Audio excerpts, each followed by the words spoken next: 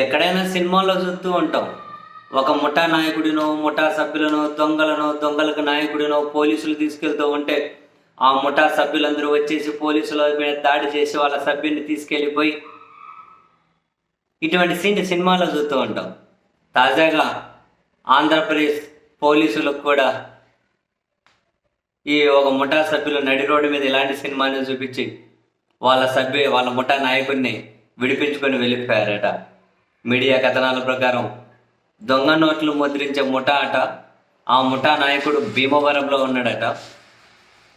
ఆ భీమవరంలో ఉన్న ముఠా నాయకుడిని రాత్రి తీసుకొని శ్రీకాకుళం పోలీసులు బయలుదేరి వెళ్తూ ఉన్నారట. భీమవరంలో ఉన్న ముఠా నాయకుడిని శ్రీకాకుళం పోలీసులేమో అరెస్ట్ చేసి రాత్రి తీసుకొని వెళ్తూ ఉన్నారట. వాళ్ళ ముఠా నాయకుడిని తీసుకొని వెళ్తున్నారన్న సమాచారం అందుకున్న ముఠా సభ్యులు కార్లల్లో, బైకులలో వాళ్ళను వెంబడించారట.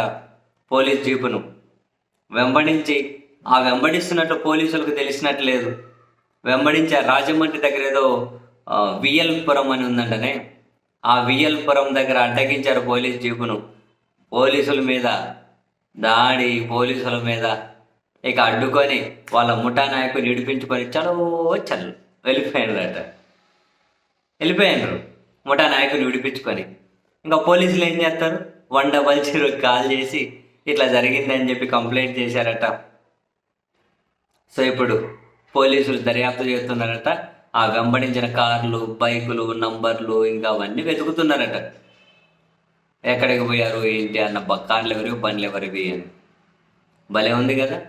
పోలీసులకు నడి రోడ్డు మీద సినిమా చూపించి పోలీస్ జీపును అడ్డగించి పోలీసుల అదుపులో ఉన్న వాళ్ళ ముఠా నాయకుని విడిపించకపోవడం అంటే అమ్మో. అఫ్కోర్స్ ఆంధ్రప్రదేశ్లో కొన్ని రోజుల నుంచి చాలా సినిమాలు చూస్తున్నాం అనుకోండి. ఇప్పుడు ఒక సినిమాలో ఇదొక సీన్ అంతే. పోలీసులు నడి రోడ్డు మీద అడ్డుకొని ముఠా నాయకుడిని, ముఠా సభ్యులు విడిపించకపోవడం ఇదేం సంచలనం రాయ్యా.